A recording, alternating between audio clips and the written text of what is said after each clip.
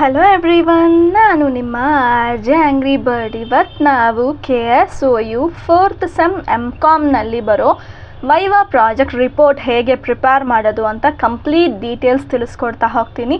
So video ಹೊರಗೋಗೋಕ್ಕೆ ಮುಂಚೆ ನನ್ನ ಚಾನಲ್ ಆರ್.ಜೆ ಆಂಗ್ರಿ ಬರ್ಡ್ ಕನ್ನಡಗೆ ಸಬ್ಸ್ಕ್ರೈಬ್ ಮಾಡಿಕೊಂಡು ಪಕ್ಕದಲ್ಲಿರೋ ಬೆಲ್ ಐಕಾನ್ ಕ್ಲಿಕ್ ಮಾಡಿ ಇಟ್ಕೊಳ್ಳಿ. ಆವಾಗ ತಾನೇ ನಾನು ಹಾಕೋ ಪ್ರತಿಯೊಂದು ವಿಡಿಯೋ ನಿಮಗೆ ಬೇಗ ನೋಟಿಫಿಕೇಷನಲ್ಲಿ ಸಿಗ್ತಾ ಇರುತ್ತೆ. ಬನ್ನಿ ಇವಾಗ ನಾವು ಸ್ಟ್ರೈಟ್ ಅವೇ ವಿಡಿಯೋ ಹೊರಗೋಗೋಣ. ಸೊ ಪ್ರಾಜೆಕ್ಟ್ ರಿಪೋರ್ಟ್ದು ಸ್ಪೆಸಿಫಿಕೇಷನ್ ಅಂತ ಇರುತ್ತೆ ರೀ. ನೀವು ಇಷ್ಟ ಬಂದಂಗೆ ಪ್ರಾಜೆಕ್ಟ್ ರಿಪೋರ್ಟ್ ತೊಗೊಂಡೋಗಿ ಕೊಟ್ಟರೆ ಅವ್ರು ಅಕ್ಸೆಪ್ಟ್ ಮಾಡಬೇಕು ಅಂತ ಇಲ್ಲ ಅಲ್ವಾ. So there's a way of doing.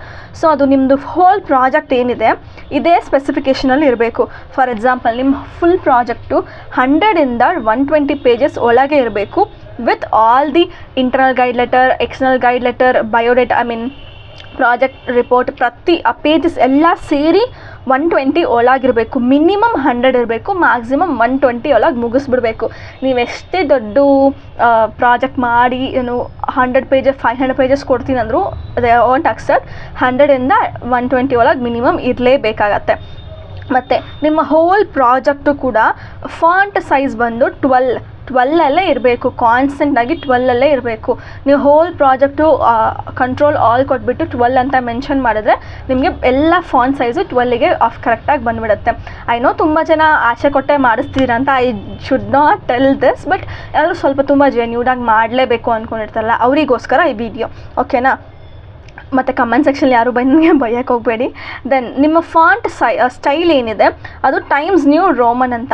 ಆ ಟೈಮ್ಸ್ ನ್ಯೂ ರೋಮನದ್ದು ನಿಮಗೆ ಫಾಂಟಲ್ಲೇ ಸಿಗುತ್ತೆ. ಅದು ಕೂಡ ನಿಮಗೆ ಹೋಲ್ ಡಾಕ್ಯುಮೆಂಟ್ ಇದರಲ್ಲೇ ಇರಬೇಕು. ಮತ್ತು ನಿಮಗೆ ಕಂಪನಿ ಲೆಟರ್ ಹೆಡ್ಡಲ್ಲಿ ಯಾವುದೋ ಒಂದು ಫಾಂಟಲ್ಲಿ ಕೊಟ್ಟರು ಅಂತೆಲ್ಲ ಅಕ್ಸೆಪ್ಟ್ ಮಾಡೋದಿಲ್ಲ. ಪ್ರತಿಯೊಂದು ಅದರಲ್ಲೇ ಸೇಮ್ ಫಾಂಟು ಸೇಮ್ ಫಾಂಟ್ ಸ್ಟೈಲಲ್ಲೇ ಇರಬೇಕಾಗತ್ತೆ. ಮತ್ತು ಲೈನ್ ಸ್ಪೇಸಿಂಗ್ ಅನ್ನೋದು ಬರುತ್ತೆ.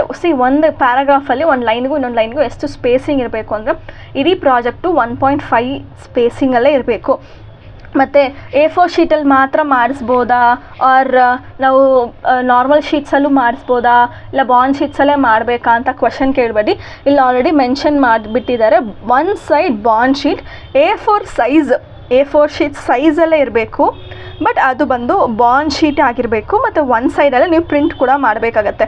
ಹಿಂದೆ ಮುಂದೆ ಮಾಡಿಬಿಟ್ರೆ ನಮಗೆ ಜಾಸ್ತಿ ಕಂಟೆಂಟು ಬರುತ್ತೆ, ಮತ್ತು ಜಾಸ್ತಿ ನೀವು ಪ್ರಾಜೆಕ್ಟು ಮಾಡ್ಬೋದು ಅಂತೆಲ್ಲ ನೀವು ಏನದು ಜಾಸ್ತಿ ನೀವು ಮಾಡೋಕ್ಕೆ ಹೋಗಬೇಡಿ ಪ್ಲೀಸ್. ಇದರಲ್ಲಿ ನೀವು ಒಂದು ಸೈಡಲ್ಲೇ ನೀವು ಪ್ರಿಂಟ್ ಮಾಡಬೇಕು, ಸಿಂಗಲ್ ಸೈಡ್ ಶೀಟ್ಸಲ್ಲೇ ಇರಬೇಕು. ಮತ್ತು ನಿಮ್ಮ ಬೈಂಡಿಂಗ್ ಏನಿದೆ ಅದು ಸಾಫ್ಟ್ ಬೈಂಡಿಂಗ್ ಅಂತಾರೆ. ಟೆಕ್ಸ್ಟ್ ಬುಕ್ಕೆಲ್ಲ ನೋಡಿದ್ದೀರಲ್ಲ ಆ ಥರ ಸಾಫ್ಟ್ ಬೈಂಡಿಂಗ್. ಬಟ್ ಈ ಸಾಫ್ಟ್ ಬೈಂಡಿಂಗ್ಗೆ ಕಲರ್ ಯಾವುದು ಅಂತ ಅವ್ರು ಇನ್ನೂ ಎಲ್ಲೂ ಡಿಸ್ಕ್ಲೋಜರ್ ಮಾಡಿಲ್ಲ. ಅದನ್ನು ನನಗೇನಾದರೂ ಗೊತ್ತಾದರೆ ಪಕ್ಕ ಅದನ್ನ ನಾನು ಕಮೆಂಟ್ ಸೆಕ್ಷನಲ್ಲಿ ಹಾಕಿ ಪಿನ್ ಕೂಡ ಮಾಡಿರ್ತೀನಿ. ಮಿಸ್ ಮಾಡಿದ್ರೆ ಅದನ್ನ ಚೆಕ್ ಮಾಡ್ಕೊಳ್ಳಿ. ಮತ್ತು ಹಾರ್ಡ್ ಬೈಂಡಿಂಗ್, ಸ್ಪೈರಲ್ ಬೈಂಡಿಂಗ್ ಎಲ್ಲ ಮಾಡಿಬಿಟ್ಟು ತಗೊಂಡೋಗಿ ಅಲ್ಲಿ ಕೊಟ್ಬಿಟ್ಟು ಪ್ಲೀಸ್ ಅವ್ರ ಹತ್ರ ಬೈಸ್ಕೊಬೇಡಿ. ಸಾಫ್ಟ್ ಬೈಂಡಿಂಗೇ ಆಗಬೇಕು. ಅದ್ರದ್ದು ರೆಫರೆನ್ಸ್ ಪಿಕ್ಚರ್ ಕೂಡ ನನಗೆ ಅತಿ ಶೀಘ್ರದಲ್ಲಿ ಸಿಕ್ಕಿದ್ರೆ ನಾನು ಅದನ್ನ ನಿಮಗೆ ಶಾರ್ಟ್ಸಲ್ಲಿ ಕೂಡ ತಿಳಿಸ್ಕೊಡ್ತೀನಿ, ಮಿಸ್ ಮಾಡಿದೆ. ಅದಕ್ಕೆ ನನ್ನ ಚಾನಲ್ ಆರ್.ಜೆ ಆಂಗ್ರಿ ಬರ್ಡ್ನ ಸಬ್ಸ್ಕ್ರೈಬ್ ಮಾಡ್ಕೊಂಬಿಡಿ.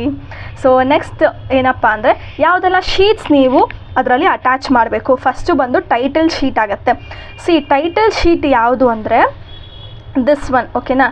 ಇಲ್ಲಿ ನಿಮ್ಮದು ಲೋಗೋ ಮತ್ತು ಡಿಪಾರ್ಟ್ಮೆಂಟ್ ಇದೆಲ್ಲ ಇಲ್ಲಿ ಕೊಟ್ಬಿಟ್ಟಿದ್ದಾರೆ. ಆ್ಯಕ್ಚುಲಿ ಅದು ಇಲ್ಲಿ ಮೇಲೆ ಬರಬೇಕು. ನೆಕ್ಸ್ಟ್ ಅನ್ನೋದನ್ನ ರಿಮೂವ್ ಮಾಡಿಬಿಡಿ. ನಿಮ್ಮ ಟೈಟಲ್ ಒಂದು ಪ್ರಾಜೆಕ್ಟ್ ಅಪ್ರೂವಲ್ ಎಲ್ಲ ತೊಗೊಂಡಿದ್ದೀರಾ ಅಂದರೆ ನಿಮ್ಮ ಪ್ರಾಜೆಕ್ಟಿಗೆ ಒಂದು ಟೈಟಲ್ ಕೊಟ್ಟಿರ್ತಾರಲ್ಲ ಆ ಟೈಟಲ್ನ ಇಲ್ಲಿ ನೀವು ಮೆನ್ಷನ್ ಮಾಡಬೇಕಾಗತ್ತೆ. ಮತ್ತು ಸೇಮ್ ಇದೆಲ್ಲ ಏನಿದೆ ಅದೆಲ್ಲ ಇರಬೇಕು. ಮತ್ತು ಮಾಸ್ಟರ್ ಆಫ್ ಕಾಮರ್ಸು, ಮತ್ತು ಇಲ್ಲಿ ನೇಮ್ ಆಫ್ ದ ಸ್ಟೂಡೆಂಟ್ ಅಂತ ಹಾಕಿ ನಿಮ್ಮ ಹೆಸರು ಹಾಕಕ್ಕೆ ಹೋಗ್ಬಿಡಿ. ಸ್ಟ್ರೇಟ್ ಅವೇ ನಿಮ್ಮ ಹೆಸರು ಹಾಕಿ ಮತ್ತು ನಿಮ್ಮ ರಿಜಿಸ್ಟರ್ ನಂಬರ್ ಹಾಕಿ ಮತ್ತು 4th ಸೆಮ್ MCOM ಅಂತ ಮೆನ್ಷನ್ ಕೂಡ ಮಾಡಿಬಿಡಿ. ಅದಾದಮೇಲೆ under the guidance of guide ನೀವು 2 ಬರೀಬೇಕಾಗತ್ತೆ. 2 ಗೈಡ್ ನೇಮ್ ಬರೀಬೇಕಾಗತ್ತೆ. ರೈಟಲ್ಲಿ ನಿಮ್ಮ ಇಂಟರ್ನಲ್ ಗೈಡ್, ಲೆಫ್ಟಲ್ಲಿ ನಿಮ್ಮ ಎಕ್ಸ್ಟರ್ನಲ್ ಗೈಡ್. ಇಂಟರ್ನಲ್ ಗೈಡ್ ಅಂದರೆ ಯಾರು? ನಿಮ್ಮ ಕಂಪನಿಯಲ್ಲಿ, ನಿಮ್ಮ ಇಂಡಸ್ಟ್ರಿಯಲ್ಲಿ, ನಿಮ್ಮ ಆರ್ಗನೈಸೇಷನಲ್ಲಿ ಒಬ್ಬರು ಗೈಡ್ ಇರ್ತಾರಲ್ಲ ಅವರು. ಪ್ರಾಜೆಕ್ಟ್ ರಿಪೋರ್ಟ್ದು ಕಂಪ್ಲೀಟ್ ವಿಡಿಯೋ ನೋಡಿದರೆ ನಿಮಗೆ ಗೊತ್ತಾಗ್ತಿತ್ತು. ಅಪ್ರೂವಲ್ ತೊಗೊಬೇಕಾದ್ರೆ ಅದನ್ನು ಕ್ಲಿಯರಾಗಿ ಎಕ್ಸ್ಪ್ಲೇನ್ ಮಾಡಿದ್ದೀನಿ. ಬೇಕಿದ್ರೆ ಡಿಸ್ಕ್ರಿಪ್ಷನ್ ಇಲ್ಲ ಅಂದರೆ ಐ ಕಾರ್ಡಲ್ಲಿ ಕೊಟ್ಟಿರ್ತೀನಿ, ಹೋಗಿ ಚೆಕ್ ಮಾಡಿ. ಮತ್ತು ಎಕ್ಸ್ಟರ್ನಲ್ ಗೈಡ್ ಅಂದರೆ ನಿಮ್ಮ ಲೆಕ್ಚರರ್ ಆಗಿರ್ತಾರೆ, ಅವ್ರದ್ದು ನೀವು ಇಲ್ಲಿ ಬರೀಬೇಕಾಗುತ್ತೆ. ಇಲ್ಲಿ ಒಂದೇ ಒಂದು ಮಿಸ್ಟೇಕ್ ಅವ್ರು ಏನು ಮಾಡಿದ್ದಾರೆ ಅಂದರೆ ಈ ಲೋಗೋ ಮತ್ತು ಈ ಐಟಮ್ ಏನಿದೆ ಇದು ಬಂದು ಮೇಲೆ ಬರಬೇಕು, ಅದು ಕೆಳಗೆ ಇದೆಲ್ಲ ಬರಬೇಕು, ಓಕೆನಾ. ಇಷ್ಟು ನಿಮಗೆ ಫಸ್ಟ್ ಪೇಜಲ್ಲಿ ಆಗಿರುತ್ತೆ. ಫಸ್ಟ್ ಪೇಜ್ ಬಂದರೆ ಟೈಟಲ್ ಪೇಜ್ ಆಯಿತಾ. ನೆಕ್ಸ್ಟ್ ಬಂದು project approval letter given by the ಚೇರ್ಮನ್ಗೆ ನೀವು ಲೆಟರೆಲ್ಲ ಹಾಕಿದ್ಮೇಲೆ ಅವರು ಅಪ್ರೂವಲ್ ಆಗಿದೆ ಅಂತ ಒಂದು ಲೆಟರ್ ಕೊಡ್ತಾರೆ. ಈ ಫಾರ್ಮೆಟಲ್ಲಿ ಅವರು ಲೆಟರ್ ಕೊಡ್ತಾರೆ, ಚೇರ್ಪರ್ಸನ್ ಲೆಟರ್ ಅಂತ. ಇದರಲ್ಲಿ ನಿಮ್ಮ ಹೆಸರು ಮತ್ತು ರೋಲ್ ನಂಬರ್, ನಿಮಗೆ ಯಾವ ಟೈಟಲ್ ಕೊಟ್ಟಿದ್ದಾರೆ ಮತ್ತು ಯಾರ ಅಂಡರಲ್ಲಿ ನೀವು ಪ್ರಾಜೆಕ್ಟ್ ಮಾಡ್ತಿದ್ದೀರ ಅಂತೆಲ್ಲ ಮೆನ್ಷನ್ ಮಾಡಿ ಅವರು ಇಯರ್ ಸಮೇತ ಹಾಕಿ ಸೀಲ್ ಸೈನ್ ಹಾಕಿ ಕೊಡ್ತಾರೆ. ಈ ಲೆಟರ್ನ ನೀವು ಸೆಕೆಂಡಾಗಿ ನಿಮ್ಮ ಪ್ರಾಜೆಕ್ಟಲ್ಲಿ ಇಡಬೇಕಾಗತ್ತೆ. ಇಷ್ಟು ಆಯಿತಾ. ನೆಕ್ಸ್ಟ್ ಬಂದುಬಿಟ್ಟು ಗೈಡ್ ಸರ್ಟಿಫಿಕೇಟ್ ಅಂದರೆ ಇಲ್ಲಿ ನಿಮ್ಮ ಎಕ್ಸ್ಟರ್ನಲ್ ಗೈಡ್ ಬರ್ತಾರೆ, ಅದ್ರದ್ದು ಫಾರ್ಮ್ಯಾಟ್ ಕೂಡ ಕೊಟ್ಬಿಟ್ಟಿದ್ದಾರೆ. ಎಕ್ಸ್ಟರ್ನಲ್ ಗೈಡ್ ಅಂದರೆ ನಿಮ್ಮ ಲೆಕ್ಚರರ್. ಅಲ್ಲಿ ನಿಮ್ಮ ಈ ಫಾರ್ಮ್ಯಾಟ್ ಏನಿದೆ, ಈ ಫಾರ್ಮ್ಯಾಟ್ ಹೀಗೆ ಇರಬೇಕು, ನೀವು ಚೇಂಜ್ ಎಲ್ಲ ಮಾಡೋದಕ್ಕೆ ಆಗೋದಿಲ್ಲ. ಓಕೆನಾ. ಇಲ್ಲಿ ನಿಮ್ಮ ನೇಮ್, ನಿಮ್ಮ ರೋಲ್ ನಂಬರ್ ಮತ್ತು ಯಾವ ಟೈಟಲ್ ಮೇಲೆ ನೀವು ಪ್ರಾಜೆಕ್ಟ್ ಮಾಡಿದ್ದೀರಾ ಮತ್ತು ನನ್ನ ಗೈಡೆನ್ಸ್ ಇದೆ ಅಂತ ಅವರು ಇಲ್ಲಿ ನೇಮು, ಸೀಲು, ಸಿಗ್ನೇಚರ್ ಎಲ್ಲ ಹಾಕಬೇಕಾಗತ್ತೆ. ಇಲ್ಲಿ ಕಾಲೇಜ್ದೇ ಸೀಲ್ ಆಗಿರಬೇಕು. ಹ್ಯಾಸ್ ಐ ಸೆಡ್, ಬೇರೆ ಯಾವುದು ನೀವು ಯೂಸ್ ಮಾಡೋಂಗಿಲ್ಲ. ಪರ್ಸ್ನಲ್ ಸೀಲೆಲ್ಲ ಹೊಡೆದ್ಕೊಡ್ತೀನಿ ಅಂದರು ಲೆಕ್ಚರರ್ ಅಂದರೆ ಅದೆಲ್ಲ ಒಪ್ಪೋದಿಲ್ಲ. ಕಾಲೇಜ್ದೇ ಸೀಲ್ ಆಗಿರಬೇಕು. ಇಲ್ಲಿ ಮೆನ್ಷನ್ ನೀವು 3rd ಪೇಜಲ್ಲಿ ಇಡಬೇಕಾಗತ್ತೆ. ಸೊ ನೆಕ್ಸ್ಟ್ ಬಂದು ನಮಗೆ ಪ್ರಾಜೆಕ್ಟ್ ಕಂಪ್ಲೀಷನ್ ಲೆಟರ್. ಇದು ಬಂದು ನಿಮಗೆ ಯಾರ ಹತ್ರದಿಂದ ಬರುತ್ತೆ ಅಂದರೆ ಕಂಪನಿ, ಆರ್ಗನೈಸೇಷನ್ ಆರ್ ಇಂಡಸ್ಟ್ರಿ ಹತ್ರ ಹೋಗಿ ನೀವು ಮಾಡ್ಕೊಂಡಿರ್ತೀರಲ್ಲ, which is your internal guide, ಅವ್ರ ಹತ್ರದಿಂದ ತೊಗೊಬೇಕು. ಅದ್ರದ್ದು ಫಾರ್ಮ್ಯಾಟ್ ಬಂದು ಇಲ್ಲಿ ಮೆನ್ಷನ್ ಮಾಡಿದ್ದಾರೆ, ಇನ್ ಕಂಪನಿ ಲೆಟರ್ ಹೆಡ್ ಅಂತ. ನೀವೇ ನಿಮ್ಮ ಇಷ್ಟ ಬಂದಿರೋ ಇದರಲ್ಲಿ ಹೋಗಿ ನೀವು ಮಾಡೋಂಗಿಲ್ಲ. ನಿಮ್ಮ ಫಾರ್ಮ್ಯಾಟ್ ಇದಿದೆ, ಇದನ್ನ ನೀವು ಕಂಪನಿಗೆ ಕೊಡಿ, ಅವ್ರ ಲೆಟರ್ ಹೆಡ್ ಅಂತ ಬರುತ್ತೆ. ಅಲ್ಲಿ ಅವ್ರದ್ದು ಲೋಗೋ ಆಗಿರ್ಬೋದು, ಅವರ ಅಡ್ರೆಸ್ ಆಗಿರ್ಬೋದು, ಅವ್ರದ್ದು ಲೆಟರ್ ಹೆಡ್ಡೇ ಒಂದು ಇರುತ್ತಲ್ವ, ಅದರಲ್ಲಿ ಅವರು ನಿಮ್ಮ ಡೀಟೇಲ್ಸ್ ಎಲ್ಲ ಹಾಕಿ, ಪ್ಲೇಸು, ಡೇಟ್ ಎಲ್ಲ ಹಾಕಿ, ಸೀಲು, ಸಿಗ್ನೇಚರ್ ಹಾಕಿ ಕೊಡ್ತಾರೆ. This is so mandatory. ಇಲ್ಲೂ ಕೂಡ ನಿಮ್ಮ ಟೈಟಲ್, ನಿಮ್ಮ ನೇಮ್ ಮತ್ತು ನಿಮ್ಮ ರಿಜಿಸ್ಟರ್ ನಂಬರ್ ಇಷ್ಟು ನೀವು ಇಲ್ಲಿ ಬರಿಬೇಕು. ಓಕೆನಾ. ಸೊ ನೆಕ್ಸ್ಟ್ ಬಂದುಬಿಟ್ಟು ನಿಮಗೆ ಡೆಕ್ಲರೇಷನ್ಸ್ ಆಫ್ ದಿ ಸ್ಟೂಡೆಂಟ್ ಅಂತ. ಡೆಕ್ಲರೇಷನ್ ಆಫ್ ದಿ ಸ್ಟೂಡೆಂಟಲ್ಲಿ ಏನೆಲ್ಲ ಬರೀಬೇಕು ಅಂದರೆ ಸೇಮ್ ಇದೇ ಫಾರ್ಮೆಟ್ ಆಗಿರುತ್ತೆ. ಇಲ್ಲಿ ನಿಮ್ಮ ಟೈಟಲ್ ಬರೆದುಬಿಟ್ಟು, ನಿಮ್ಮ ಹೆಸರು, ನಿಮ್ಮ ಗೈಡೆನ್ಸ್ ಯಾರ್ಯಾರು ಇದ್ದಾರೆ, ಇಂಟರ್ನಲ್ ಗೈಡ್ ಯಾರು, ಎಕ್ಸ್ಟರ್ನಲ್ ಗೈಡ್ ಅಂತ ಯಾರು, ಎಲ್ಲ ಮೆನ್ಷನ್ ಮಾಡಿ ನೀವು ಇಲ್ಲಿ ನಿಮ್ಮ ನೇಮ್ ಮತ್ತು ರಿಜಿಸ್ಟರ್ ನಂಬರ್ ಮತ್ತು ನಿಮ್ಮ ಸೈನ್ 3 ಕೂಡ ಇಲ್ಲಿ ಹಾಕಬೇಕಾಗತ್ತೆ. ಸೊ ಇಷ್ಟು ನಿಮಗೆ ಡಾಕ್ಯುಮೆಂಟ್ಸ್ ಯಾವುದೆಲ್ಲ ಫಸ್ಟಿಂದ ಅಟ್ಯಾಚ್ ಮಾಡಬೇಕು ಅಂತ. ಒಂದು ಪ್ರಾಜೆಕ್ಟ್ ಮಾಡ್ತಿದ್ದೀರಂದರೆ first sheet, second sheet, 3rd, 4th, 5th, 6th sheets ಇದೆ. ಮತ್ತು ಅಕ್ನಾಲಜ್ಮೆಂಟಿಗೆ ಅವ್ರು ಏನು ಡಾಕ್ಯುಮೆಂಟ್ ಅನ್ನೋದು ಅವರು ಫಾರ್ಮೆಟ್ ಶೇರ್ ಮಾಡಿಲ್ಲ. ಜನ್ರಲಾಗಿ ನೀವು ಗೂಗಲಲ್ಲಿ ಹಾಕಿದ್ದೀರ ಅಂದರೆ ಅಲ್ಲೇ ಒಂದು ಅಕ್ನಾಲಜ್ಮೆಂಟ್ ಬರುತ್ತೆ. ಅಕ್ನಾಲಜ್ಮೆಂಟಲ್ಲಿ ಏನು ಬರುತ್ತೆ ಅಂದರೆ ಲೈಕ್ ಸೇಮ್ ಈ ಥರ ನಿಮ್ಮ ಟೈಟಲ್ ಯಾವುದು, ನೀವು ಯಾರಿಗೆಲ್ಲ ಗ್ರೇಟ್ಫುಲ್ ಆಗಿದ್ದೀರಾ, ಕಂಪನಿ ನಮಗೆ ಈ ಥರ ಆಪರ್ಚುನಿಟಿ ಕೊಟ್ಟಿದೆ, ಅದಕ್ಕೆ ನಾನು ಅಲ್ಲಿ ಪ್ರಾಜೆಕ್ಟ್ ಮಾಡಿ ಸಬ್ಮಿಟ್ ಮಾಡೋಕ್ಕಾಗಿದೆ, ಮತ್ತು ನಾನು ಇಂಟರ್ನಲ್ ಗೈಡ್ಗೆ ಥ್ಯಾಂಕ್ ಯು ಹೇಳ್ತೀನಿ, ಎಕ್ಸ್ಟರ್ನಲ್ ಗೈಡ್ಗೆ ಥ್ಯಾಂಕ್ ಯು ಹೇಳ್ತೀನಿ. ಮತ್ತು ನೀವೇನಾದರೂ ಫಾರ್ಮ್ ಎಲ್ಲ ಫಿಲ್ ಮಾಡಿಸ್ಕೊಂಡಿದ್ದೀರಾ, ಗೂಗಲ್ ಫಾರ್ಮ್ ಸರ್ವೇಸ್ಗೆಲ್ಲ ಮಾಡಬೇಕು ಅಂದರೆ ಅವರಿಗೆ ಕೂಡ ನಾನು ಗ್ರ್ಯಾಟಿಟ್ಯೂಡ್ ಕೊಡ್ತಿದ್ದೀನಿ ಅಂತ ನೀವೊಂದು ಅಕ್ನಾಲೇಜ್ಮೆಂಟ್ ಕೊಡಬೇಕಾಗತ್ತೆ. ಅಷ್ಟು ಹಾಕಿ ಸೇಮ್ ಇದೇ ಥರ ಪ್ಲೇಸು, ಡೇಟ್ ಅಂತ ಹಾಕಿಬಿಟ್ಟು ನೀವು ನಿಮ್ಮ ನೇಮ್, ಸಿಗ್ನೇಚರ್ ಮತ್ತು ರೋಲ್ ನಂಬರ್ ಕೂಡ ಕಂಪಲ್ಸರಿ ಬರೀಲೇಬೇಕಾಗತ್ತೆ. ಇಷ್ಟು ನಿಮಗೆ 7 ಶೀಟ್ಸ್ ಆಗಿರುತ್ತೆ. ಓಕೆನಾ. ಪ್ರಾಜೆಕ್ಟಲ್ಲಿ ಈ 7 ಶೀಟ್ಸ್ ಆದಮೇಲೆ ನೆಕ್ಸ್ಟ್ ನೀವೇನು ಅಟ್ಯಾಚ್ ಮಾಡಬೇಕಂದ್ರೆ ಕಂಟೆಂಟ್ಸ್ ಅಂದರೆ ಇಂಡೆಕ್ಸ್ ರೀ. ಫಸ್ಟ್ ಚಾಪ್ಟ್ರಲ್ಲಿ ನಾವು ಏನೆಲ್ಲ ಮಾಡಿದ್ದೀವಿ, ಸೆಕೆಂಡ್ ಚಾಪ್ಟರ್, 3rd ಚಾಪ್ಟರ್ ಇಲ್ಲಿ ಆಲ್ರೆಡಿ ಕೊಟ್ಬಿಟ್ಟಿದ್ದಾರೆ, ಅದು ಕೂಡ ನಾನು ಎಕ್ಸ್ಪ್ಲೈನ್ ಮಾಡ್ತೀನಿ. ಬಟ್ ಅಲ್ಲಿ ನೀವು ಕಂಟೆಂಟ್ಸ್ ಅಂತ ಫಸ್ಟ್ ಬರೀಬೇಕು. ಮತ್ತು ಲಿಸ್ಟ್ ಆಫ್ ಟೇಬಲ್ಸ್ ಅಂದರೆ ಟೇಬಲ್ಸ್ ಅಂದರೆ ನೀವು ಅಕೌಂಟ್ಸ್ ಸ್ಟೂಡೆಂಟ್ಸ್ ಆಗಲಿ, ಫಿನಾನ್ಸ್ ಸ್ಟೂಡೆಂಟ್ ಆಗಲಿ, ಟೇಬಲ್ ಅಂತ ಒಂದು ಹಾಕ್ತಿರಲ್ಲ, ಫಿಗರ್ಸ್ ಎಲ್ಲ ಹಾಕಿ, ಆ ಪ್ರತಿಯೊಂದು ಟೇಬಲ್ದು ಇಲ್ಲಿ ಲಿಸ್ಟ್ ನೀವು ಕಂಪಲ್ಸರಿ ಇಲ್ಲಿ ಕೊಡಲೇಬೇಕಾಗತ್ತೆ. ನೀವು ಎಲ್ಲೆಲ್ಲೋ ಒಂದು ಪೇಜಲ್ಲಿ ಎಲ್ಲೆಲ್ಲೋ ಹಾಕಿದ್ರು, ಪೇಜ್ ನಂಬರ್ ಮೆನ್ಷನ್ ಮಾಡಿಲ್ಲ ಅಂದರೂ ಅಟ್ಲೀಸ್ಟ್ ನೀವು ಇದೆಲ್ಲ ಟೇಬಲ್ಸ್ ನಾನು ನನ್ನ ಪ್ರಾಜೆಕ್ಟಲ್ಲಿ ಯೂಸ್ ಮಾಡಿದ್ದೀನಿ ಅಂತ ಅಲ್ಲಿ ಮೆನ್ಷನ್ ಮಾಡಬೇಕಾಗತ್ತೆ. ಮತ್ತು ಲಿಸ್ಟ್ ಆಫ್ ಫಿಗರ್ಸ್, ನೀವೇನಾದರೂ ಕಂಪನಿದು ಏನಾದರೂ ಪಿಕ್ಚರ್ಸ್ ತೋರಿಸ್ತಿದ್ದೀರಾ ಅಂದರೆ ಅಲ್ಲಿ ನೀವು ಪಿಕ್ಚರ್ ಫಿಗರ್ ನಂಬರ್ 1.1, 1.2 ಆರ್ 3.1 ಆ ಚಾಪ್ಟ್ರಲ್ಲಿ ತಕ್ಕನಂಗೆ ನೀವು ಮಾಡಬೇಕಾಗತ್ತೆ. ಇಷ್ಟು ನಿಮಗೆ ಲಿಸ್ಟ್ ಆಫ್ ಫಿಗರ್ಸ್ ಬರುತ್ತೆ. ಅಬ್ರಿವೇಷನ್ಸ್ ಅಂದರೆ ಫುಲ್ ಫಾರ್ಮ್ಸ್ ರೀ. ಫಾರ್ ಎಕ್ಸಾಂಪಲ್ ನಿಮ್ಮ ಕಂಪ್ನಿಯಲ್ಲಿ HR ಅಂತ ಇದ್ದಾರೆ. HR ಅಂದರೆ ಹ್ಯೂಮನ್ ರಿಸೋರ್ಸ್. ಆ ಥರ ಅಬ್ರಿವೇಷನ್ ಏನಿದೆ, ಆ ಪ್ರತಿಯೊಂದು ವರ್ಡ್ಗೂ ನೀವು ಅಬ್ರಿವೇಷನ್ ಕೊಡಬೇಕಾಗತ್ತೆ. ಯಾವುದಾದ್ರು ನೀವು ಶಾರ್ಟ್ ಫಾರ್ಮ್ ಯೂಸ್ ಮಾಡಿದ್ರೆ ನಿಮ್ಮ ಹೋಲ್ ಪ್ರಾಜೆಕ್ಟಲ್ಲಿ ಅದ್ರದ್ದು ಫುಲ್ ಅಬ್ರಿವೇಷನ್ಸ್ ನೀವು ಇಲ್ಲಿ ಕಂಪಲ್ಸರಿ ಮೆನ್ಷನ್ ಮಾಡಬೇಕಾಗತ್ತೆ. ಅದು ಕೂಡ ಒಂದು ಟೇಬಲಲ್ಲಿ ಹಾಕಿ ಪ್ರಾಪರಾಗಿ ಮಾಡಬೇಕಾಗತ್ತೆ. ನೆಕ್ಸ್ಟ್ ಬಂದು ಚಾಪ್ಟರ್ ಡೀಟೇಲ್ಸ್. ಫಸ್ಟ್ ಚಾಪ್ಟರ್ ಬಂದು ಇಂಟ್ರೊಡಕ್ಷನ್ ಆಗಿರುತ್ತೆ. ಇಂಟ್ರೊಡಕ್ಷನಲ್ಲಿ ಏನೂ ಇಲ್ಲ ರೀ, ನಿಮ್ಮ ಪ್ರಾಜೆಕ್ಟ್ ಟೈಟಲ್ ಏನು, ಮತ್ತು ಅದ್ರದ್ದು ಆಬ್ಜೆಕ್ಟಿವ್ಸ್ ಏನು, ಸ್ಕೋಪ್ ಏನು, ಮತ್ತು ಅದ್ರದ್ದು ಅಡ್ವಾಂಟೇಜ್, ಡಿಸ್ಅಡ್ವಾಂಟೇಜ್ ಏನೆಲ್ಲ, ಇಂಟ್ರೊಡಕ್ಷನ್ ಏನಂತ ಕೊಡಬೇಕು ಅನ್ನೋದು ಅಷ್ಟು ನೀವು ಇಲ್ಲಿ ಬರೀಬೇಕಾಗತ್ತೆ. ಮತ್ತು ರಿವ್ಯೂ ಆಫ್ ದಿ ಲಿಟ್ರೇಚರಲ್ಲಿ ಕೂಡ ನಿಮ್ಮ ಪ್ರಾಜೆಕ್ಟ್ ಸಂಬಂಧಪಟ್ಟಂಗೆ ನೀವು ಏನೆಲ್ಲ ನೀವು ವರ್ಕೌಟ್ ಮಾಡಿದ್ದೀರಾ, ಯಾವುದೆಲ್ಲ ನೀವು ಪ್ರಾಜೆಕ್ಟ್ಗೆ ಯೂಸ್ ಮಾಡಿದ್ದೀರಾ ಅನ್ನೋದೆಲ್ಲ ನೀವು ಇಲ್ಲಿ ಮೆನ್ಷನ್ ಮಾಡಬೇಕಾಗತ್ತೆ. ಐ ನೋ ತುಂಬ ಜನ ದುಡ್ಡು ಕೊಟ್ಟೆ ಮಾಡಿಸೋದು, ಅವ್ರು ಪರ್ಫೆಕ್ಟಾಗಿ ಮಾಡಿಕೊಡ್ತಾರೆ. I am just telling for the person who are really interested and doing the project on their own. ಮತ್ತು ಮೇಯ್ನ್ 3rd ಚಾಪ್ಟರಿಂದ ನಿಮಗೆ 6th ಚಾಪ್ಟರ್ವರೆಗೂ ಬರುತ್ತೆ. ಈ ರಿಸರ್ಚ್ ಮೆಥಡಾಲಜಿ ಇದೆಯಲ್ಲ, ರಿಸರ್ಚ್ ಗ್ಯಾಪ್ ಅಂದರೆ ಏನು, ರಿಸರ್ಚ್ ಗ್ಯಾಪ್ ಜನರಲಾಗಿ ಬರೆಯೋಂಗಿಲ್ಲ, ನಿಮ್ಮ ಟಾಪಿಕ್ ಏನಿದೆ ಅದಕ್ಕೆ ರಿಸರ್ಚ್ ಗ್ಯಾಪ್ ಏನಿದೆ, ಮತ್ತು ಸ್ಟೇಟ್ಮೆಂಟ್ ಆಫ್ ದಿ ಪ್ರಾಬ್ಲಮ್ದು ಜಸ್ಟಿಫಿಕೇಷನ್ ಕೊಟ್ಟಿದ್ದೀರಾ ಇಲ್ಲ ಏನು ಅಂತ ನೀವು ಮಾಡಬೇಕು. ಮತ್ತು ಈ ಪ್ರಾಜೆಕ್ಟ್ ಮಾಡೋಕ್ಕೆ, ಪ್ರಾಜೆಕ್ಟ್ನ ಅವರು ಪ್ರಾಜೆಕ್ಟ್ ಅಂತ ನೋಡೋದಿಲ್ಲ, ಇಲ್ಲಿ ಸ್ಟಡಿ ಅಂತ ನೋಡ್ತಾರೆ. ಈ ಸ್ಟಡಿ ಮಾಡೋದಕ್ಕೆ ನಿಮಗೆ ನೀಡ್ ಏನಾಗಿತ್ತು, need of the study. Like M.Com ಮಾಡ್ತಿದ್ದೀನಿ ಮ್ಯಾಮ್, ಪ್ರಾಜೆಕ್ಟ್ ಕೇಳಿದ್ದಾರೆ, ಅದಕ್ಕೋಸ್ಕರ ನಾನು ಇಲ್ಲಿ ನೀರಿಂದ ಮಾಡ್ತಿದ್ದೀನಿ ಅಂತ ಅಲ್ಲಿ ಮೆನ್ಷನ್ ಮಾಡೋಂಗಿಲ್ಲ.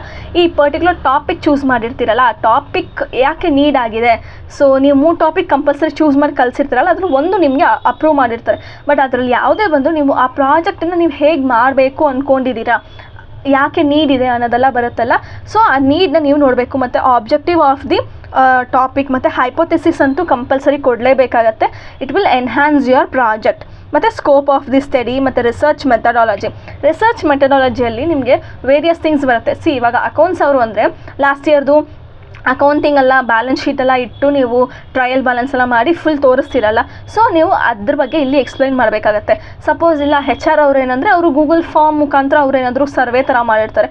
ಆ ಸರ್ವೆ ಕಲೆಕ್ಷನ್ ಆಫ್ ಡೇಟಾ ಎಷ್ಟು, ಮತ್ತು ಸ್ಯಾಂಪಲ್ ಸೈಜ್ ಎಷ್ಟು, ಮತ್ತು ಯಾವ ಡಿಸೈನ್ ನೀವು ಯೂಸ್ ಮಾಡಿರ. ಡಿಸೈನ್ ಅಂದರೆ ಲೈಕ್ ನೀವೇ ಓನಾಗಿ ಪ್ರಾಜೆಕ್ಟ್ಗೆ ಇದು ಮಾಡಿದ್ದೀರಾ, ಇಲ್ಲ ಆಲ್ರೆಡಿ ಎಕ್ಸಿಸ್ಟಿಂಗ್ ಇರೋ ಡೇಟಾ ಏನಾದರೂ ನೀವು ತೊಗೊಂಡಿದ್ದೀರಾ, ಲೈಕ್ ಪ್ರೈಮರಿ ಡೇಟಾನ ಸೆಕೆಂಡರಿ ಡೇಟಾನ ಅಂತ ಇಲ್ಲಿ ಮೆನ್ಷನ್ ಮಾಡಬೇಕಾಗತ್ತೆ. ಮತ್ತು statistical tools what and all you use. So ಇವಾಗ ಗೂಗಲ್ ಫಾರ್ಮ್ ಮಾಡ್ತಿದ್ದೀರಾ ಅಂದರೆ ಅಲ್ಲಿ ನೀವು ಪೈ ಚಾರ್ಟ್ಸ್ ಯೂಸ್ ಮಾಡ್ತೀರಾ, ಬಾಯೋಗ್ರಾಫ್ ಯೂಸ್ ಮಾಡ್ತೀರಾ, ಟೇಬಲ್ ಸ್ಟ್ಯಾಟಿಸ್ಟಿಕಲ್ ಪರ್ಸೆಂಟೇಜ್ ಎಲ್ಲ ಮಾಡೋಕ್ಕೆ ಕೂಡ ಯೂಸ್ ಮಾಡ್ತೀರಾ. ಆ ಸ್ಟ್ಯಾಟಿಸ್ಟಿಕಲ್ ಟೂಲ್ಸ್ ಎಲ್ಲ ಯಾವುದು ಅಂತ ಇಲ್ಲಿ ಮೆನ್ಷನ್ ಮಾಡಬೇಕಾಗುತ್ತೆ. Next will be your limitation of the study. Limitation of the study ಕೂಡ ಏನು ಅಂತ ಇಲ್ಲಿ ನೀವು ಮೆನ್ಷನ್ ಮಾಡಬೇಕಾಗುತ್ತೆ. ಮತ್ತು ಚಾಪ್ಟರ್ ಸ್ಕೀಮ್ ಅಂದರೆ ನೀವು ಫಸ್ಟ್ ಚಾಪ್ಟ್ರಲ್ಲಿ ಏನು ಮಾಡಿದ್ದೀರಾ, ಸೆಕೆಂಡ್ ಚಾಪ್ಟ್ರಲ್ಲಿ, 3rd, 4th ಈ ಚಾಪ್ಟರ್ ವೈಸ್ ಏನೆಲ್ಲ ನೀವು ಮಾಡಿದ್ದೀರಾ ಅಂತ ಈ ಚಾಪ್ಟ್ರಲ್ಲಿ ನೀವು ಮೆನ್ಷನ್ ಮಾಡಬೇಕಾಗತ್ತೆ. ಮತ್ತು 4th chapter will be industry profile. ನೀವೇನು ಆರ್ಗನೈಸೇಷನ್, ಇಂಡಸ್ಟ್ರಿ ಏನೇ ಒಂದು ಕಂಪನಿ ಚೂಸ್ ಮಾಡಿದ್ದೀರಾ ಅಲ್ಲಿ ನೀವು ಆ ಕಂಪನಿದು ಕಂಪ್ಲೀಟ್ ಡೀಟೇಲ್ ಕೊಡಬೇಕಾಗತ್ತೆ. ಇವಾಗ ನೀವು ಒಂದು ಫಿನಾನ್ಷಿಯಲ್ ಇನ್ಸ್ಟಿಟ್ಯೂಷನ್ಗೆ ಫಿನಾನ್ಸ್ ಮಾಡೋಕ್ಕೆ ಹೋಗಿದ್ದೀರಾ ಅಂದ್ಕೊಳ್ಳಿ, ಆ ಫಿನಾನ್ಷಿಯಲ್ ಇನ್ಸ್ಟಿಟ್ಯೂಷನ್ ಯಾವಾಗ ಬಂತು, ಅದ್ರದ್ದು ಅಡ್ವಾಂಟೇಜ್ ಏನು, ಪ್ರೋಸ್ ಏನು, ಕಾನ್ಸ್ ಏನು, ಪ್ರತಿಯೊಂದು ನೀವು ಮೆನ್ಷನ್ ಮಾಡಬೇಕಾಗತ್ತೆ. ಮತ್ತು ಅದ್ರ ನೆಕ್ಸ್ಟ್ ಮೋಟೋ ಏನು, ನೆಕ್ಸ್ಟ್ ಏನು ಮಾಡಬೇಕು ಅಂದ್ಕೊಂಡಿದ್ದಾರೆ ಅಂತ ಕಂಪ್ಲೀಟ್ ಆ ಡೀಟೇಲ್ ಹೆಂಗೆ ಕೊಡಬೇಕು ಅಂದರೆ ಅದು ನೋಡಿದ ತಕ್ಷಣ ಆ ಕಂಪನಿ ಬಗ್ಗೆ ಅವ್ರಿಗೆಲ್ಲ ಕರೆಕ್ಟಾಗಿ ಗೊತ್ತಾಗಬೇಕು. ಆ ಥರ ನೀವು ಕಂಪನಿ ಪ್ರೊಫೈಲ್ನ ಕೊಡಬೇಕಾಗತ್ತೆ. ಮತ್ತು data analysis and interpretation. As I said, ನೀವು ಡೇಟಾ ಕಲೆಕ್ಟ್ ಮಾಡ್ತಿರಲ್ಲ, ಇವಾಗ ಫಿನಾನ್ಷಿಯಲ್ ಅವರು ಅಂದರೆ ಫಿನಾನ್ಷಿಯಲ್ ಸ್ಟೇಟ್ಮೆಂಟ್ ಇಟ್ಕೊಂಡವರು ಪ್ರೀವಿಯಸ್ ಇಯರ್ದು ಕರೆಂಟ್ ಇಯರ್ದು ಮಾಡ್ತಾರೆ. ಮತ್ತು ಅಕೌಂಟಿಂಗ್ ಅಂದರೆ ಲಾಸ್ಟ್ ಇಯರ್ ಬ್ಯಾಲೆನ್ಸ್ ಶೀಟು ಈ ಇಯರ್ ಬ್ಯಾಲೆನ್ಸ್ ಶೀಟು ಕಂಪ್ಯಾರಿಸನ್ ಮಾಡಿ ತೋರಿಸ್ಬೋದು. HR ಅಂದರೆ ಅವರು ಡೇಟಾ ಏನು ಕಲೆಕ್ಟ್ ಮಾಡಿದ್ದಾರೆ ಅದ್ರ ಇಟ್ಕೊಂಡು ನೀವು ಇಂಟರ್ಪ್ರಿಟೇಷನ್ ಕೊಡಬೇಕಾಗತ್ತೆ. ಸಪೋಸ್ GST ಥರ ಏನಾದರೂ ಮಾಡಿದ್ದೀರ ಅಂದರೆ ಅದೇ ಕೂಡ ಡೇಟಾ ಏನಿದೆ ಅದನ್ನ ನೀವು ಏನು ಅನಾಲಿಸಿಸ್ ಮಾಡಿದ್ದೀರಾ, ಆ ಅನಾಲಿಸಿಸ್ ಮಾಡಿದ್ರೆ ನಿಮಗೆ ಏನು ಸಿಕ್ತು ಆ ಇಂಟರ್ಪ್ರಿಟೇಷನ್ ನೀವು ಇಲ್ಲಿ ಕೊಡಬೇಕಾಗತ್ತೆ. ಮತ್ತು ಈ ಫುಲ್ ಪ್ರಾಜೆಕ್ಟ್ ಏನು ಮಾಡಿದ್ದೀರಾ, ಈ ಪ್ರಾಜೆಕ್ಟ್ನ ನಿಮ್ಮ ಫೈಂಡಿಂಗ್ಸ್ ಏನು, ನೀವೇನು ಕಂಡಿದ್ದೀರಾ. ಇವಾಗ ಫೈಂಡಿಂಗ್ಸ್ ಅಂದರೆ ಅಫ್ಕೋರ್ಸ್ ಈ ಪ್ರಾಜೆಕ್ಟ್ ಮಾಡಿದ್ರೆ ಅಲ್ಲಿ ಏನಾದರೂ ನಿಮಗೆ ಗೊತ್ತಾಗಿರುತ್ತಲ್ಲ, ಏನೆಲ್ಲ ನಾವು ಸರಿ ಮಾಡಬೇಕು ಅಂತ ನಿಮ್ಗೊಂದು ಐಡಿಯಾ ಸಿಕ್ಕಿರುತ್ತಲ್ಲ, ಅದೆಲ್ಲ ಫೈಂಡಿಂಗ್ಸಲ್ಲಿ ಬರುತ್ತೆ. ನೆಕ್ಸ್ಟ್ ಸಜೆಷನ್ಸ್ ಕೂಡ ನೀವು ಕೊಡಬೇಕಾಗತ್ತೆ, ಮತ್ತು ಕನ್ಕ್ಲೂಷನ್ ಕೂಡ ಕೊಡಬೇಕಾಗತ್ತೆ. ಇದೆಲ್ಲ ಆದಮೇಲೆ ಬಿಬ್ಲೋಗ್ರಾಫಿ ಅಂತ. ಬಿಬ್ಲೋಗ್ರಾಫಿ ಅಂದರೆ ಎಲ್ಲ ಡೀಟೇಲ್ ನಾವು ಓನಾಗಿ ಕುತ್ಕೊಂಡು ಟೈಪ್ ಮಾಡಲ್ಲ, ಅಫ್ಕೋರ್ಸ್ ಬೇರೆ ಕಡೆಯಿಂದ ನಾವು ಕಾಪಿ ಪೇಸ್ಟ್ ಮಾಡ್ತೀವಿ. ChatGPTಯಿಂದ ಮತ್ತು ಗೂಗಲ್ AI ಅಲ್ಲ ರೀ, ಒಂದು ಬ್ಲಾಗ್ಸಿಂದ, ಒಂದು ಬುಕ್ಸಿಂದ, ಒಂದು ಜರ್ನಲಿಂದ ನಾವು ತೊಗೊಂಡಿದ್ದೀವಿ ಇನ್ಫಾರ್ಮೇಷನ್ ಅಂತ. ನೀವು ಯಾವ ಮುಖಾಂತರ ತೊಗೊಂಡಿದ್ರೆ ಅದು ಪ್ರತಿ ಸೋರ್ಸು ಕೂಡ ನೀವಿಲ್ಲಿ ಮೆನ್ಷನ್ ಮಾಡಬೇಕಾಗತ್ತೆ. ಮತ್ತು ಅಪೆಂಡಿಕ್ಸ್ ಅಂದರೆ ಕ್ವೆಶನಿಯರ್ ಯೂಸ್ ಆರ್ ಆ್ಯನ್ಯುವಲ್ ರಿಪೋರ್ಟ್ಸ್. ನೀವಿಲ್ಲಿ ಅನಾಲಿಸಿಸ್ ಮಾಡಬೇಕಾದ್ರೆ ನೀವು ಎಲ್ಲ ಮಾಡಿ ಕೊಟ್ಟಿರ್ತೀರಲ್ಲ ಡೇಟಾ, ಅದನ್ನ ಬರೀ ಕ್ವೆಶನ್ಸ್ನ ಮಾತ್ರ ಇಲ್ಲಿ ನೀವು ಮೆನ್ಷನ್ ಮಾಡಬೇಕಾಗತ್ತೆ. ಇಷ್ಟು ನಿಮಗೆ ಪ್ರಾಜೆಕ್ಟ್ ರಿಪೋರ್ಟಲ್ಲಿ ಬೇಕಾಗಿರೋದು. ಓಕೆನಾ, ಇಷ್ಟು ನೀವು ಮಾಡಿದ್ದೀರ ಅಂದರೆ ಎಲ್ಲ ಸೇರಿಸಿ ಹ್ಯಾಸ್ ಐ ಸೆಡ್ 100ಇಂದ 120 ಪೇಜಸ್ ಕಂಪಲ್ಸರಿ ಇರಲೇಬೇಕಾಗತ್ತೆ. ಇದನ್ನ ನಾವು ಯಾವ ಥರ ಸಬ್ಮಿಟ್ ಮಾಡಬೇಕು, ಇದನ್ನ ನೀವು ಡಬಲ್ ಪ್ರಾಜೆಕ್ಟ್ ಮಾಡಬೇಕಾಗುತ್ತೆ. ಒಂದು ಕಾಪಿ ಅಲ್ಲ, 2 ಕಾಪಿ ಮಾಡಬೇಕು. 2 ಕೂಡ ಸಾಫ್ಟ್ ಬೈಂಡೇ ಆಗಿರುತ್ತೆ. ಒಂದು ಕಾಪಿನ ಬಂದು ನೀವು ಚೇರ್ಮನ್ಗೆ ನೀವು ಕೊಡಬೇಕಾಗತ್ತೆ, ಅದು ಮೈಸೂರಿಗೆ ಹೋಗಿ ಕೊಡಬೇಕಾಗತ್ತೆ. ಸೆಕೆಂಡ್ ಒನ್ ಬಂದು ನಿಮ್ಮ ಹತ್ರನೇ ಇಟ್ಕೊಬೇಕು, ಅದನ್ನ ನೀವು ವೈವಾ ಟೈಮಲ್ಲಿ ತೊಗೊಂಡೋಗ್ಬೇಕಾಗತ್ತೆ. 2 ಕೂಡ ತೊಗೊಂಡೋಗ್ಬಿಟ್ಟು ನೀವು ಅವ್ರ ಹತ್ರ ಸೀಲ್ ಆ್ಯಂಡ್ ಸಿಗ್ನೇಚರ್ ಹಾಕ್ಸ್ಕೊಬೇಕು. ನೀವು ಎರಡೂ ಪ್ರಾಜೆಕ್ಟು ಕೂಡ ಒರಿಜಿನಲ್ ಪ್ರಾಜೆಕ್ಟ್ ಇದ್ದಂಗೆ ಮಾಡಬೇಕು ರೀ. ಆ ಎರಡೂ ಪ್ರಾಜೆಕ್ಟಲ್ಲಿ ಏನೆಲ್ಲ ಡಾಕ್ಯುಮೆಂಟ್ಸ್ ನಾನು ಹೇಳಿದೆ ಪ್ರತಿಯೊಂದು ಈ ಪ್ರಾಜೆಕ್ಟು ಆ ಪ್ರಾಜೆಕ್ಟ್ ಎರಡು ಡಿಟ್ಟು ಇರಬೇಕು. ಬಿಕಾಸ್ ಅವರು ಯಾವ ಪ್ರಾಜೆಕ್ಟ್ ಬೇಕಾದ್ರೂ ಅವ್ರು ತೊಗೊತಾರೆ. ಸೊ ನೀವು ಕೇರ್ಫುಲ್ಲಾಗಿರಬೇಕು. ಯಾವುದೇ ಪ್ರಾಜೆಕ್ಟ್ ಅವರು ಚೂಸ್ ಮಾಡೋದಾದ್ರು ನಿಮಗೆ ಒಪ್ಪಿಗೆ ಕೂಡ ಇರಬೇಕು. ಅಲ್ಲಿ ತಗೊಂಡೋಗಿ ನೀವು ಸೀಲ್ ಆ್ಯಂಡ್ ಸಿಗ್ನೇಚರ್ ಎಲ್ಲ ಹಾಕಿ ನಿಮ್ಮದು ಪ್ರೊಸೀಜರ್ಸ್ ಇರುತ್ತೆ, ರೋಲ್ ನಂಬರ್ ಬರ್ಸ್ಕೊಳ್ಳೋದಾಗಲಿ ಇಲ್ಲ ನಿಮ್ಮ ಹತ್ರ ಸೈನ್ ತಗೊಳ್ಳೋದಾಗಲಿ ಅದೆಲ್ಲ ಮಾಡಿಸ್ಕೊಂಡಾದ್ಮೇಲೆ they will send you the another copy ನಿಮ್ಮ ಜೊತೆನೇ ಕಳಿಸ್ಬಿಡ್ತಾರೆ. ಆ ಕಾಪಿನ ನೀವು ತಗೊಂಡು ಬಂದು ಸೇಫಾಗಿ ಇಟ್ಕೊಬೇಕು.